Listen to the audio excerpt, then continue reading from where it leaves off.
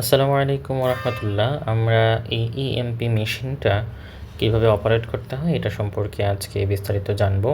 এখানে একটা মনিটর দেখা যাচ্ছে এবং নিচে মেশিনের মূল অংশটা। মেশিনে শো করছে ডান পাশে কিছু ছবি, বাম পাশে যেগুলো নিয়েছি সেগুলো ডান পাশে সেভ আকারে আছে। এটা প্রেগনেন্সি প্রোফাইলের বাচ্চার হৃৎপিণ্ডের একটা ছবি দেখা যাচ্ছে। আমরা প্রথমত মেশিনটা পুরোপুরি জানি। এখানে ডান পাশে 3টা বক্সের মতো লাগছে। এই বক্সগুলা প্রুভ রাখার জন্য বাম পাশেও 3টা বক্স আছে। যে এই 3টা বক্স প্রুভ রাখার জন্য কয়েক ধরনের প্রুভ হয়। আমার হাতে যে প্রুভটা আছে এটা কার্ভি লিনিয়ার প্রুভ, এছাড়াও লিনিয়ার প্রুভ আছে, টিভিএস প্রুভ আছে, এক্সট্রা অন্যান্য বিভিন্ন ধরনের প্রুভ আছে। তো আমরা এই প্রুভগুলা দিয়ে বিভিন্ন ধরনের কাজ করি, এক একটার কাজ আলাদা। সামনে দুই পাশে 2টা মাইকের মতো আছে, যেটা এই মাইকগুলা সাউন্ড বক্স হিসেবে কাজ করে। বাচ্চার হৃৎপিণ্ডের শব্দ এছাড়াও বিভিন্ন ধরনের শব্দের জন্য সাউন্ড বক্সগুলো কাজ করে। তো নিচে এই যেটা এটা মেইন অংশ, যেটা ল্যাপটপের মতো দেখা যায় কিছু অংশটা, ল্যাপটপের কিবোর্ডের মতো। এখানে কয়েকটা বাটন সম্পর্কে আমরা প্রথমে জানবো। এই বাটনগুলো সবচেয়ে বেশি ইউজ করা হয়। এখানে পেশেন্ট অপশন আছে, প্রুভ, নিচের arrow, report, archive, clear, end exam, body mark, text, pointer এবং সেভ অপশন আছে। এই অপশনগুলো সবচেয়ে বেশি কাজে লাগে। এটা একটা মাউস বাটন, এটা ইন্ডিকেটর হিসেবে কাজ করে। ইন্ডিকেটরকে মূলত কার্সরকে মুভ করার ক্ষেত্রে কাজে লাগে। মেজার এবং ক্যালকুলেটর বাটনও আছে বিভিন্ন জিনিস মেজার করার জন্য। সেট অপশন একটা, ফ্রিজ ছবিকে আটকা রাখার জন্য। এটা যে বাটনটা আমি ঘোরাচ্ছি এটা 2D মোডের জন্য, এটা সিঙ্গেল। আর এটা হলো পাওয়ার মোড, এটা M mode fetal cardiac activity দেখার জন্য ইউজ করা হয়। এই পাশে জুম অপশন আছে, জুম ইন জুম আউট করা যায়। এটা ডেপথ ইনক্রিজ এবং ডিক্রিজ করার বাটন। কোয়াড বাটন, 4টা ছবি একসাথে, ডুয়েল 2টা ছবি একসাথে। এই বাটনটা হলো 2D, যেটা এটা সিঙ্গেল বাটন হিসেবে কাজ করে। তো এখানে প্রথমে আমরা একটা অপারেশন শুরু করার জন্য কয়েকটা জিনিসকে বেশি গুরুত্ব দিই। সেগুলোর মধ্যে ফ্রিজ, সেট, মেজার, ক্যালকুলেটর এবং এই বাটনগুলো 2D, ডুয়েল এবং 4 যে কোয়াড বাটন, এগুলো খুব কাজে লাগে। তো এটা এখন যে অংশটা দেখতে পাচ্ছি, এই যে বাটনটা সবুজ বাতি জ্বলছে, এটা অন এবং অফ করা, স্টার্ট এবং এন্ডের অপশন। এগুলো F1 2 কিছু বাটন আছে, খুব বেশি জরুরি না। ভলিউম নামে 2টা অপশন আছে, যদি ফিটাল কার্ডিয়াক অ্যাক্টিভিটি শোনার জন্য ভলিউমটাকে বাড়ানোর প্রয়োজন হয় সেটা কাজে লাগে। এটা হলো কিবোর্ডের মতোই, ল্যাপটপের কিবোর্ডের মতো, কিছু পেশেন্টের নাম টাম লিখতে এগুলো তো প্রয়োজন হয়। তো আমরা প্রথমে কয়েকটা জিনিস একটু জানবো যেগুলা খুব বেশি দরকার হয়। যেরকম পেশেন্ট বাটন একটা, যদি পেশেন্টের আলট্রাসোনোগ্রাফি শুরু করি, পেশেন্ট বাটনে প্রথমে ক্লিক করতে হয়। ক্লিক করলে পেশেন্টের নাম, first name, middle name, age, gender etcetera প্রয়োজনীয় বিভিন্ন ইনফরমেশন এখানে আসে। এরপর এই মেশিনে ওকে সেট করতে হয়। আমি যদি ক্যান্সেল করতে চাই ক্যান্সেলও করতে পারি। ওকে সেট করার পরে মেশিনটা প্রিপেয়ার হবে।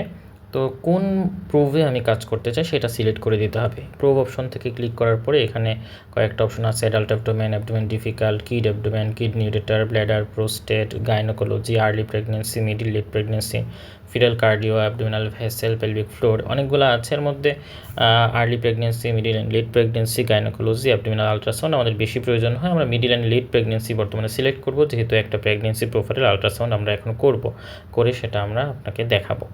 সেক্ষেত্রে আমরা এখানে সিলেক্ট করছি মিডিল অ্যান্ড লেট প্রেগনেন্সি।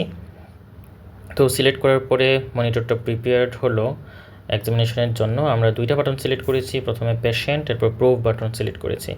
এবার আমরা যে প্রুফটা আছে সেই প্রুফটা পেশেন্টের অ্যাবডোমেনে ধরলে পেশেন্টের অ্যাবডোমেনে এরকম একটা ছবি পাওয়া যাবে, সেটাকে বাইপ্যারাটাল ডায়ামিটার বা বিপিডি বলি। এটা মেজারমেন্ট করা হয় আপার বর্ডার, ক্যালকুলেটর অপশনে আমরা চাপ দিয়ে মেশিনের কোনায় বিপিডি আসবে। ওখান থেকে BPD, FL, AC, FI, SC, SL অনেকগুলো আছে। সেখান থেকে আমরা বিপিডি বাইপ্যারাটাল ডায়ামিটারটা সিলেক্ট করলাম। বিপিডি সিলেক্ট করার পরে আমাদের মেশিনে চলে আসবে অলরেডি।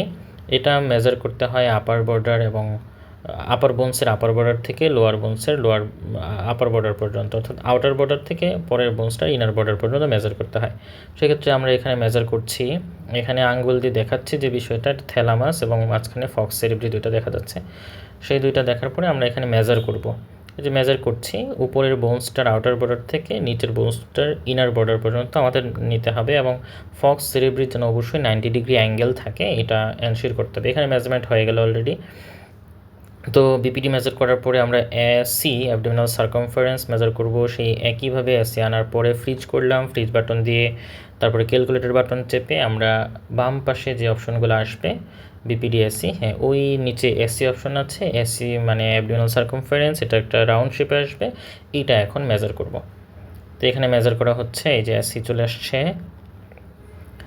এসি ডাবল ক্লিক করে এসিটা ফ্রিজ করতে হবে, সেট করতে হবে। এরপরে এসি মাপার পরে আমরা এফএল বা ফিমোরাল লেন্থ, বাচ্চার পায়ের যে হাড়ের মাপ, সেটাও বাম পাশ থেকে ক্যালকুলেটর বাটন চেপে এসিতে চলে আসবো, এফএলে চলে আসবো, এফএলটা পরিমাপ করে নেব।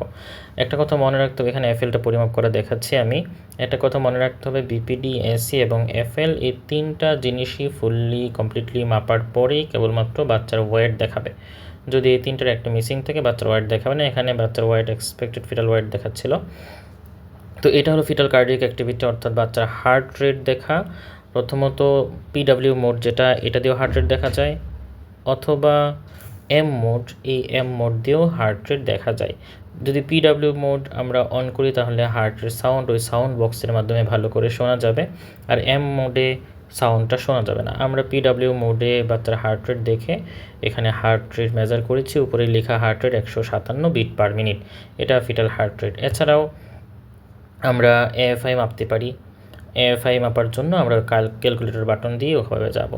মেজারমেন্ট সবগুলো শেষ হয়ে যাওয়ার পরে সেভ বাটনে ক্লিক করলে এই যে ছবিগুলো আছে এই ছবিগুলো সবগুলো সেভ হয়ে থাকবে ডান পাশে। তো এখানে যে এএফআই আমি দেখাচ্ছি, যদি প্রয়োজন হয় কেউ এএফআই মাপতে পারে, 4টা কোয়াড্রেন্টের নিয়ে প্রত্যেকটা কোয়াড্রেন্টের ম্যাক্সিমাম ডায়ামিটার এএফআই হিসেবে চিহ্নিত করতে হয়। এরপর সবগুলো সেভ হওয়ার পরে আমরা রিপোর্ট প্রেস করার জন্য রিপোর্ট অপশন, যেটা যে রিপোর্ট বাটন, এই রিপোর্ট বাটনটা ক্লিক করব। রিপোর্ট বাটন ক্লিক করার পরে এই মেশিনের সিস্টেমটা একটু ভিন্ন, এখানে ছবিগুলো ভিন্নভাবে সিলেক্ট করতে হয়, যে কারণে ম্যাক্সিমাম 6টা সিলেক্ট করা যাবে। এর মধ্যে প্রত্যেকটা নিচে ছোট সাদা সাদা গড় আছে, এই সাদা গড়গুলোতে ক্লিক করে ছবিগুলোকে সিলেক্ট করতে হবে। এখানে আমি 4টা ছবি নেব, এই কারণে পঞ্চম ছবিটা আমি ক্লিয়ার করে দিলাম। ইমেজ সিলেক্ট করার পরে রিপোর্ট বাটন ডানে একটা আছে, সেই বাটনে যেতে। এটা শুধুমাত্র এই মেশিনের ক্ষেত্রে এরকম, অন্য মেশিনে এরকম আসে না। রিপোর্ট দেওয়ার পরে এরকম রিপোর্ট অফ আল্ট্রাসাউন্ড, এই মেশিনেরটা এরকমভাবে আসলো, নিচে ইনফরমেশনগুলো আসছে। এখান থেকে আমরা প্রিন্ট করতে চাইলে প্রিন্ট অপশনে ক্লিক করলে অটোমেটিক প্রিন্টার প্রিন্ট হয়ে যাবে। তো এখান থেকে আমরা প্রিন্ট করে নেব। জাস্ট এইভাবে এই মেশিনের ক্ষেত্রে একটু ব্যতিক্রম, একটু কঠিন, একটু জটিল, কিন্তু একবার বুঝে নিলে সহজ হয়। আবার এখান থেকে যদি আমরা ব্যাকে যেতে চাই, সরাসরি ব্যাকে যাওয়ার অপশন থাকে না, তাই আগে ইমেজে যেতে হয়, ইমেজ থেকে তারপরে এক্সিট বাটনে আসতে হয়। এই যে এক্সিট বাটনে চলে আসলাম, আমরা লাস্ট এই ছবিটা মেজার করছিলাম। এখন আমরা মেশিনটাকে আবার প্রিপেয়ার করার জন্য আগের মতো এন্ড এক্সাম, যে এই এক্সামটা শেষ করেছি বর্তমান নতুন এক্সামে যাব, সেক্ষেত্রে এন্ড এক্সাম বাটনটা, যেটা ক্লিক করছি মাত্র, এন্ড এক্সাম ক্লিক করলে আবার ওকে অপশন আসবে, ওকে ক্লিক করলে আমার মনিটরটা আগের মতো পরিষ্কার হয়ে যাবে, অর্থাৎ যে ছবিগুলো আমি সেভ করেছিলাম সেই ছবিগুলো আর এখানে শো করবে না। তখন নতুন করে মেশিনটা রেডি হবে, তখন নতুন একটা এক্সামিনেশন আমরা স্টার্ট করতে পারবো এভাবে।